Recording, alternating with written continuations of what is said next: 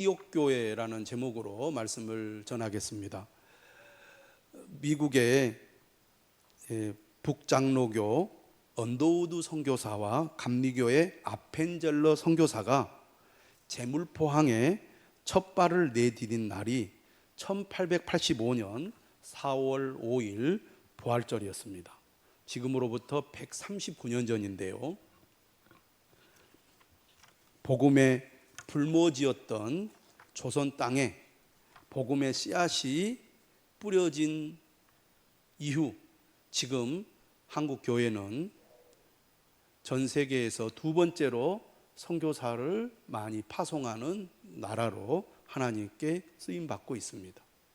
이들의 헌신, 이들의 선교 덕분에 오늘 우리가 이 자리에 앉아서 예수 그리스도를 믿고 있는 것입니다. 이 언더우드 선교사가 25살에 조선에 와서 첫 발을 내디딛고 그리고 하나님 앞에 기도를 드렸는데 그가 드린 기도문이 남아 있습니다. 제가 한번 기도문을 읽어 드릴 테니까 그 마음을 한번 잘 들여다보시면 좋을 것 같습니다. 주여, 지금은 아무것도 보이지 않습니다. 메마르고 가난한 땅, 나무 한 그루 시원하게 자라오르지 못하고 있는 이 땅에 저희들이 옮겨와 앉았습니다. 그 넓고 넓은 태평양을 어떻게 건너왔는지 그 사실이 기적입니다. 주께서 붙잡아 뚝 떨어뜨려 놓으신 듯한 이곳, 지금은 아무것도 보이지 않습니다. 보이는 것은 고집스럽게 얼룩진 어둠뿐입니다. 가난과 인습에 묶여있는 조선 사람들 뿐입니다. 그들은 왜 묶여있는지도 고통이라는 것도 모르고 있습니다. 고통을 고통인 줄 모르는 자들에게 고통을 벗겨주겠다고 하면 의심부터 하고 화부터 냅니다. 조선 남자들은 속셈이 보이질 않습니다. 이 나라 조정의 내심도 보이질 않습니다. 가마를 타고 다니는 여자들을 영영 볼 기회가 없으면 어쩌나 합니다. 조선의 마음이 보이질 않습니다. 그리고 저희가 해야 할 일도 보이지 않습니다. 그러나 주님 순종하겠습니다. 겸손하게 순종할 때 주께서 일을 시작하시고 그 하시는 일을 우리들의 영적인 눈으로 볼 수 있는 날이 올 줄 믿나이다. 믿음은 바라는 것들의 실상이요 보지 못하는 것들의 증거니라고 하신 말씀을 따라 조선의 믿음의 앞날을 볼 수 있게 될 것을 믿습니다. 지금은 우리가 황무지 위에 맨손으로 서 있는 것 같아오나 지금은 우리가 서양 귀신 양귀자라고 손가락질 받고 있사오나 저들이 우리 영혼과 하나인 것을 깨닫고 하늘나라의 한 백성 한 자녀임을 알고 눈물로 기뻐할 날이 올 것을 믿나이다. 지금은 예배드릴 예배당도 없고 학교도 없고 그저 경계와 의심과 멸시와 천대만이 가득한 곳이지만 이곳이 머지않아 은총의 땅이 되리라는 것을 믿습니다. 오 주여, 제 믿음을 붙잡아 주소서. 언더우드의 심정을 좀 느낄 수 있습니까? 그들은 막막한 땅 조선에 왔는데 앞이 캄캄합니다. 복음을 전하는데 문이 잘 열리질 않아요. 그들이 정말 예수 그리스도를 믿게 될 것인가? 사실은 불안합니다. 그러나 믿음으로 순종하면서 선교의 발걸음을 내딛었습니다. 25세 청년 선교사 언더우드, 그가 이렇게 얘기를 했어요. 내가 아는 딱 한 가지 사실은 그곳에는 하나님을 모르는 2천만 명의 고귀한 생명이 있다는 것입니다. 이들의 이 선교의 씨앗 덕분에 오늘 수많은 사람들이 예수 그리스도를 믿고 하나님의 자녀가 되었습니다. 여러분, 광주에 가면 호남신학대학교라고 있습니다. 양림동에. 그 호남신학교 바로 옆에 양림 동산이 있는데 거기에 가면은 선교사 묘역이 있습니다. 여러분 한 번쯤 가보시면 좋을 것 같은데요. 거기에 가면 정말 이방인의 땅인 조선에 와가지고 복음을 전하다가 주로 풍토병에 걸려서 세상을 떠난 선교사들의 묘역이 있고요.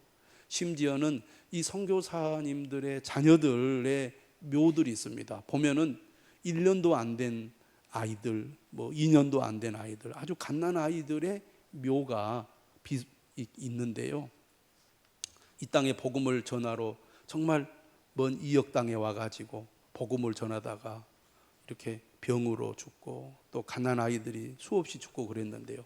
이런 희생과 헌신이 있었기에 이렇게 복음의 열매들을 많이 맺힐 수 있었던 것이죠.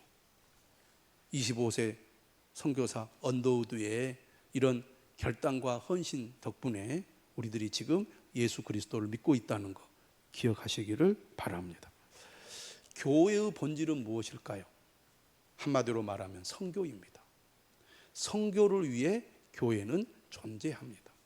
예수님께서 부활하시고 승천하시기 전에 마지막으로 하신 말씀이 바로 선교의 말씀입니다. 우리는 이 주님의 말씀을 가리켜서 유언이라고 말합니다.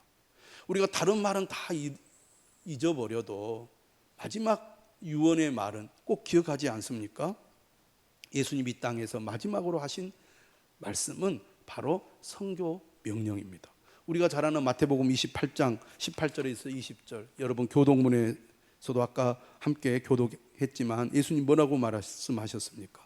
너희는 가서 모든 민족을 제자로 삼아 아버지와 아들과 성령의 이름으로 세례를 베풀고 내가 너희에게 분부한 모든 것을 가르쳐 지키게 하라. 모든 민족을 제자로 삼아라. 선교 명령이죠. 또 마가복음 16장 마지막 부분 15절에서 16절에 보면 예수님 이렇게 말씀하셨습니다. 온 천하에 다니며 만민에게 복음을 전파하라. 선교 명령입니다. 사도행전의 핵심 구절은 1장 8절도 뭐라고 말합니까? 땅끝까지 이르러 내 증인이 되리라. 예수님께서는 이 땅에 선교하러 오셨고 그리고 세상을 떠나기 전에 그를 따르는 제자들에게 선교를 명령하셨습니다. 복음을 전하는 일, 온 천하에 다니며 예수 그리스도를 전하는 일이 교회의 본질이고 교회의 구성원인 성도들의 삶의 이유이기도 합니다. 예루살렘 교회가 교회의 모델이었다고 한다면 시리아에 있는 안디옥 교회는 선교의 모델이 되는 교회입니다. 시리아의 안디옥, 선교의 중심지인데요. 예루살렘으로부터 북쪽으로 480km 떨어져 있는 곳에 있습니다. 중요한 상업 도시로서 로마 제국에서 세 번째로 큰 도시였습니다. 50만 명의 인구가 살고 있는 곳인데요.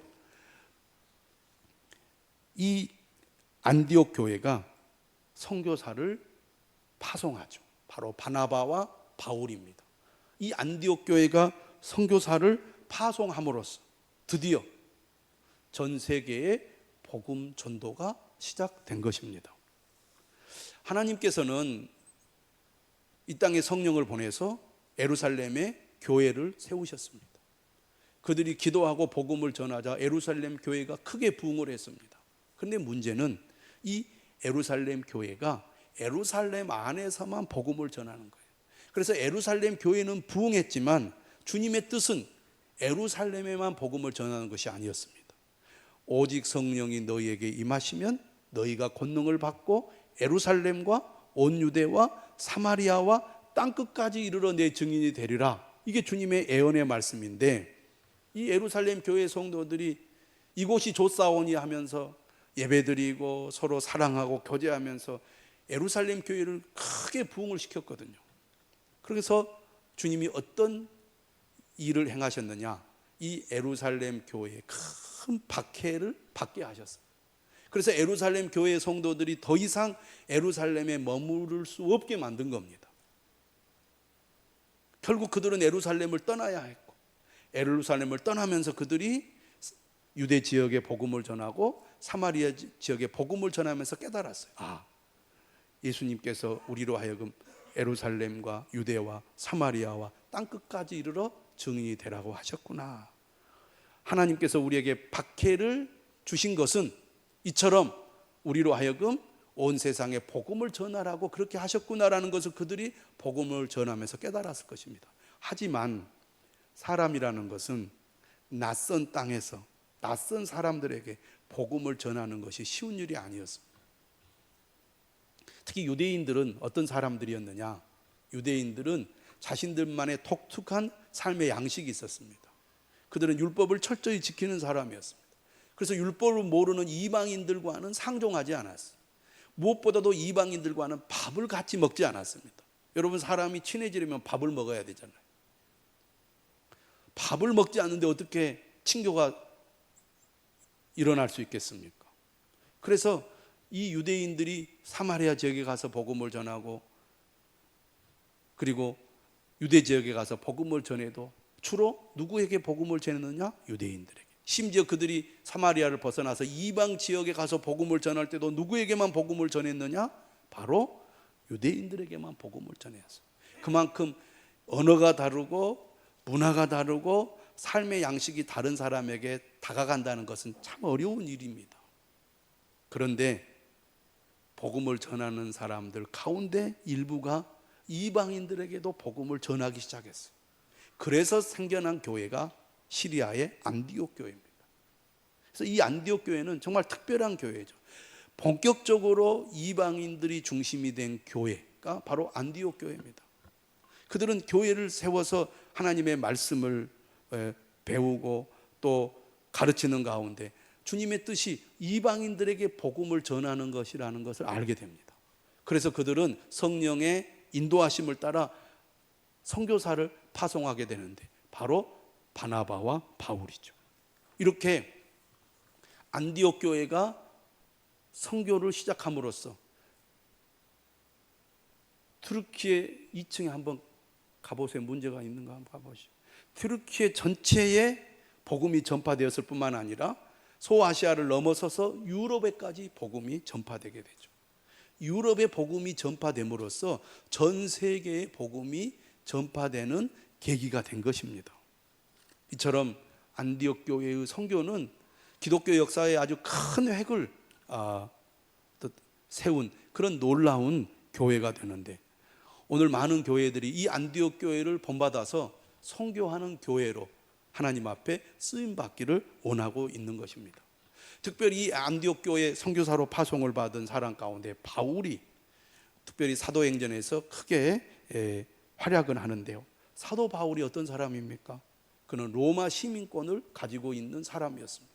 당시 로마 시민권은 막강한 권한을 가지고 있었어요. 로마 제국이 문명이 발달한 이 제국이고 또 법과 제도가 아주 발달한 제도이기 때문에 로마 시민권을 가지고 있는 사람들은 엄청난 지위와 혜택을 받았거든요.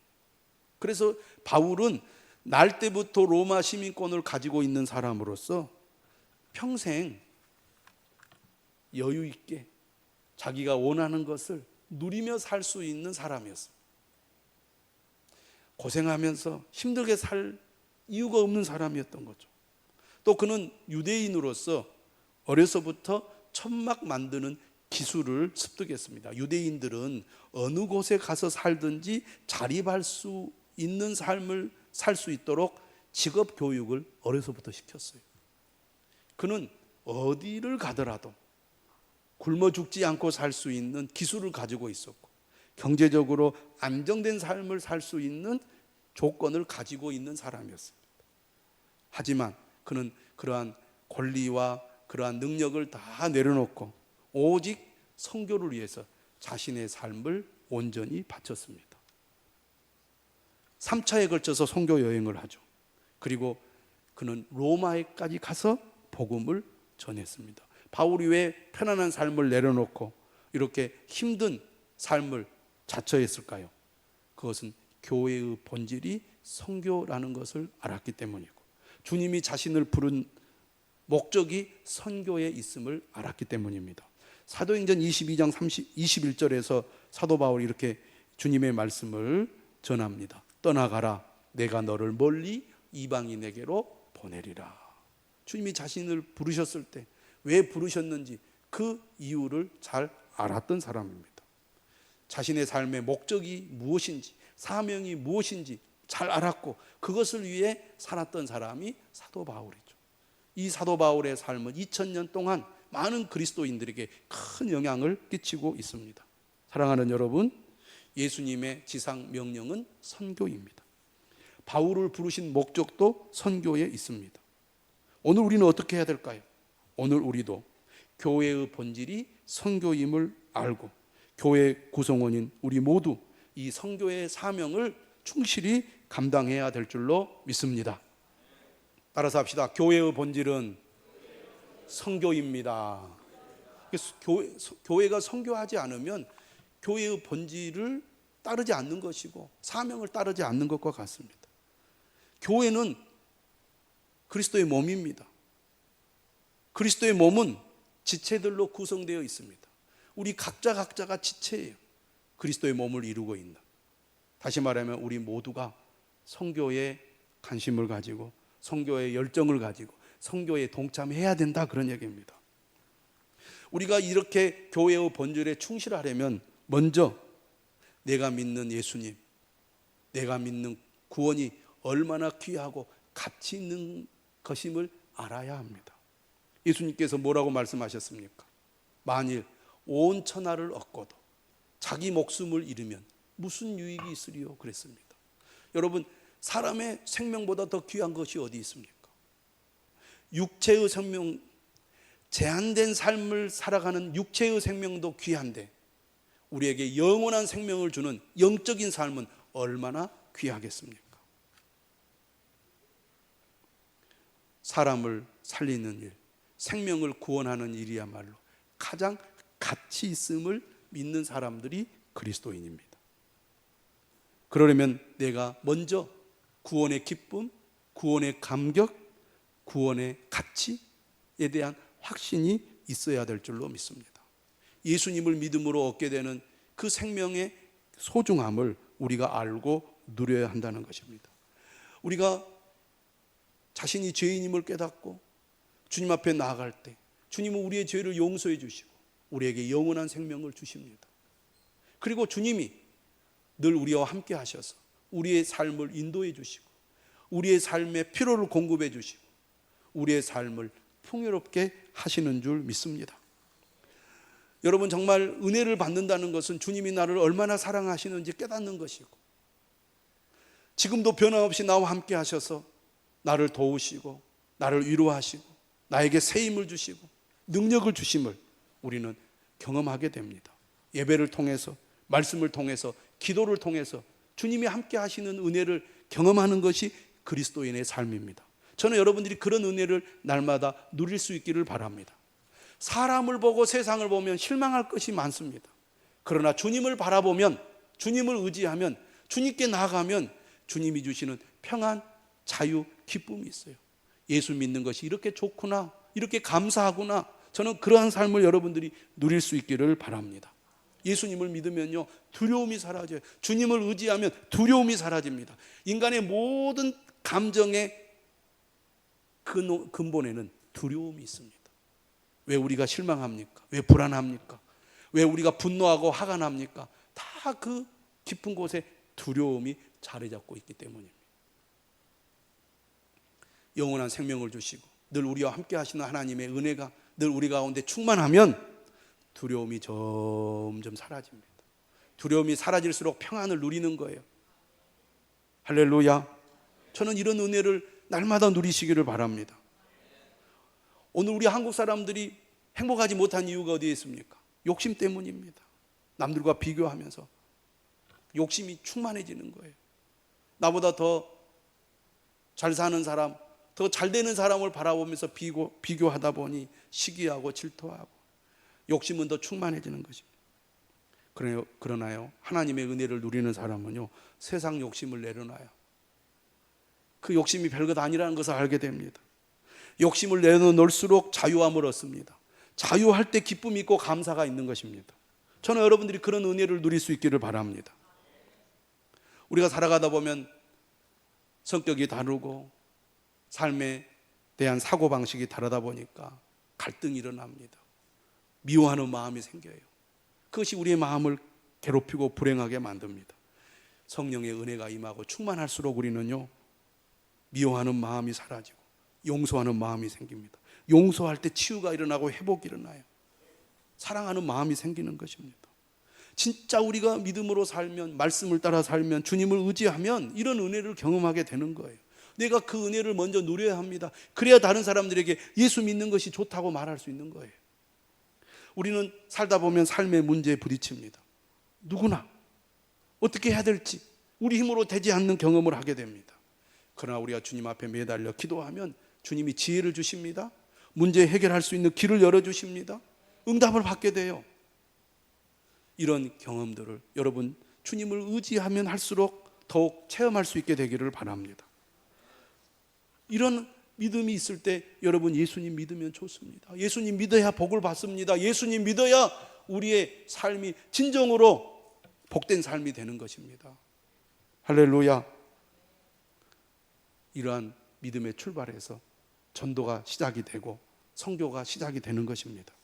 그런데요, 우리의 삶이 완벽하지 않다 할지라도 주님의 뜻을 알고 본질에 충실하면 충실할수록 내 삶의 문제들이 점점 작아지게 됩니다. 저는 여러분들이 하나님의 은혜를 풍성하게 누리지 못하고 있을지라도 주님의 명령인 선교에 동참함으로써 하나님의 은혜를 경험할 수 있기를 바랍니다. 우리 교회가 안디옥 교회처럼 선교하는 교회가 되려면 어떻게 해야 되겠습니까?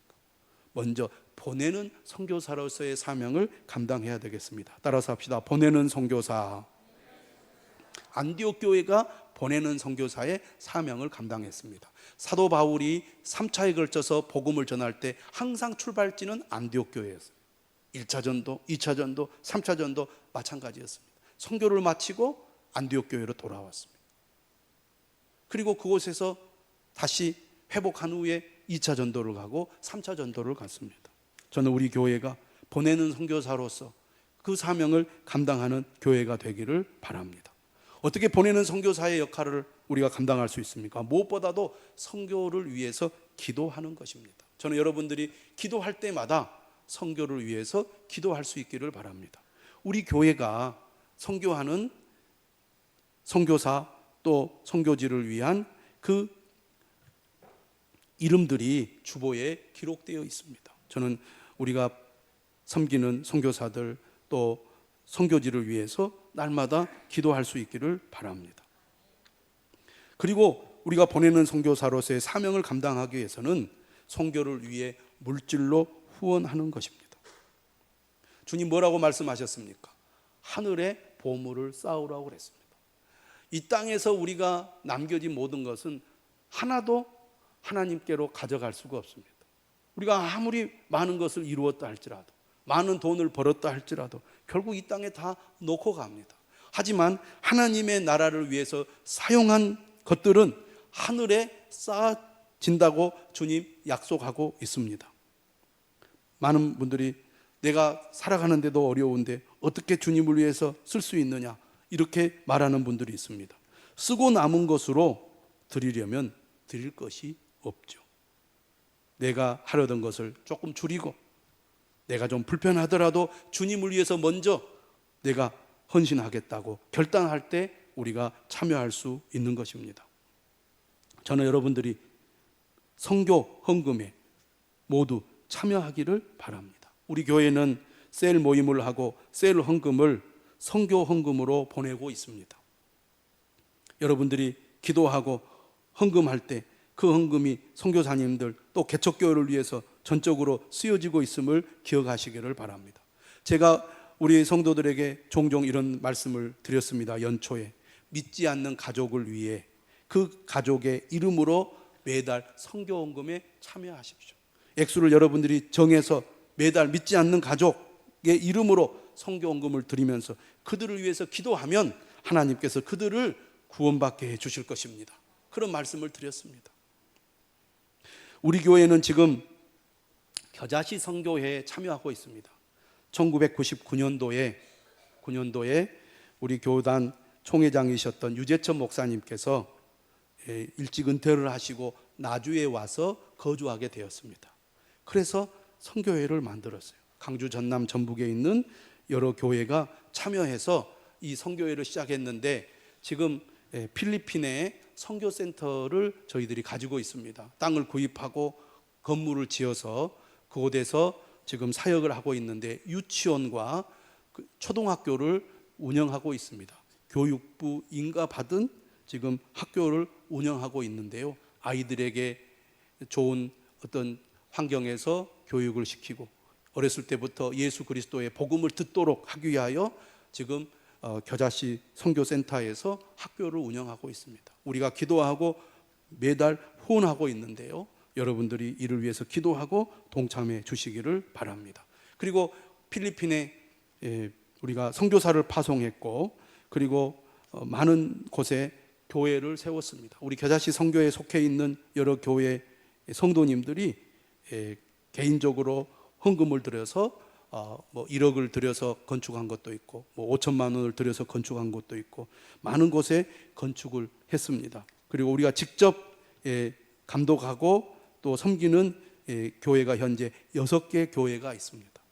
이처럼 복음을 전하는 일은 매우 중요합니다. 또 캄보디아에 선교사님을 파송해서 수많은 교회를 세우고 또 아이들을 전도하고 복음을 전하는 일을 하고 있습니다. 우리도 여러 차례 참여했지만 또 이 우물을 파는 그런 사역도 하고 있습니다. 선교지에 있는 아이들을 위해서 장학금을 보내는 선교를 하는 분들도 있습니다. 저는 우리 교회 성도들이 이런 선교하는 일에 적극적으로 참여할 수 있기를 바랍니다. 또 선교지를 위해서 교회 건축하는 일도 우리 교회가 할 수 있기를 바랍니다. 선교하는 일은 중요합니다. 교회의 본질입니다. 이처럼 보내는 선교사로서의 선교뿐만 아니라 직접 선교에 동참하는 선교 사역에 참여하는 일도 중요합니다. 그 첫 번째가 바로 단기 선교죠. 짧은 기간, 뭐 일주일을 다녀올 수도 있고 한 달을 다녀올 수도 있고 1년을 다녀오기도 합니다. 선교지에 가서 복음을 우리가 전하는 일에 동참함으로써 선교의 중요성을 깨닫고 선교에 참여하게 되는데요. 내일 모레 우리 청년들 6명 일본 선교에 참여하게 될 것입니다. 그동안 우리 청년들을 여러 차례 보냈는데요. 저는 우리 청년들이 이 단기 선교에 참여함으로써 선교의 중요성을 깨닫고 선교하는 일에 동참하는 그런 청년들이 될 수 있기를 기도하고 있습니다. 우리 성도들도 필리핀 단기 선교에 참여한 경험이 있는데요. 앞으로도 계속 우리 성도들이 단기 선교에 참여해서 선교의 중요성을 알고 동참할 수 있기를 바랍니다. 저는 우리 교회 성도들 또 우리 다음 세대들 가운데 장기 선교사가 나왔으면 좋겠습니다. 선교는 계속되어야 합니다. 이를 위해서 교회가 기도하고 또 선교사를 키워야 할 것입니다. 저는 이러한 일에 우리 성도들이 적극적으로 참여할 수 있도록 기도하고 후원할 수 있기를 주님의 이름으로 축원합니다. 1956년 1월 8일에 미국의 청년 선교사 5명이 에콰도르의 호전적 부족인 아욱 가족에 복음을 전하러 갔다가 무참히 살해당한 일이 있었습니다. 그들은 아욱 가족 선교에 앞서서 3년부터 7년간 에콰도르에서 선교 사역을 펼쳤고 스페인어는 물론 현지 부족어 등을 배웠고 다양한 부족 사역을 했습니다. 그런데 이 아욱 가족은 19세기 후반에 천연 고무 채집자들이 정글에 들어와 원주민을 괴롭혔습니다. 그래서 50년 동안 계속되는 가운데 아욱 가족이 백인을 싫어하게 된 거예요. 그래서 선교적 책임을 느낀 이 젊은 5명의 선교사들이 이 아욱 가족을 선교하기 위해서 비행기를 타고 이제 아욱 가족에 들어갔는데 사흘 만에 살해되고 말았습니다. 미국 언론들은 이 유능한 청년들이 이렇게 무의미한 일에 생명을 바쳤다고 비난을 했습니다. 그런데요, 이 5명 선교사의 아내들은 슬퍼하지 않았습니다. 선교사 부인 중에 한 사람인 엘리자베스 엘리엇이 이렇게 얘기를 했어요. 이건 비극이 아니었습니다. 하나님은 만사의 계획과 목적을 가지고 계십니다. 이 부인들이 후에 이 아욱 가족 선교를 위해 참여하게 됩니다. 먼저 항공 선교회 소속 조종사들이 선물 바구니를 아욱 가족 마을에 투하를 했고 2년이 지나서 부족 사람들과 소통을 하게 되는데요. 56년 1월에 이 5명의 선교사들이 목숨을 잃었잖아요. 그런데 58년 9월에 레이첼 세인트와 엘리자베스 엘리엇이 부족 사람들과 만나게 되었고, 이로써 본격적인 아웃가족 선교가 시작된 것입니다. 그리고 이후 사람들이 복음을 받아들였고, 10년 후에는 5명의 선교사를 살해한 장본인인 키모라는 사람이 부족 최초의 목사가 되는 일이 일어났습니다. 그리고 1992년에는 아웃가족어로 된 신약 성경 봉헌 예배가 드려지기도 했습니다. 선교에는 수많은 피가 흘립니다. 그러나 선교는 계속되어야 하는 것이고, 계속될 때 반드시 복음의 열매가 맺혀졌습니다. 여러분, 선교는 교회의 본질입니다. 선교하는 이 사역을 통하여 오늘 우리도 예수님을 믿는 것입니다. 앞으로도 예수 그리스도를 모르는 나라와 또 사람들에게 복음은 계속 전해져야 될 것입니다. 이 일에 참여하는 일, 주님이 기뻐하시는 일이고 주님이 우리에게 명령하신 일입니다. 우리 모두 선교에 동참하는 성도가 될 수 있기를 주님의 이름으로 축원합니다. 찬송하겠습니다.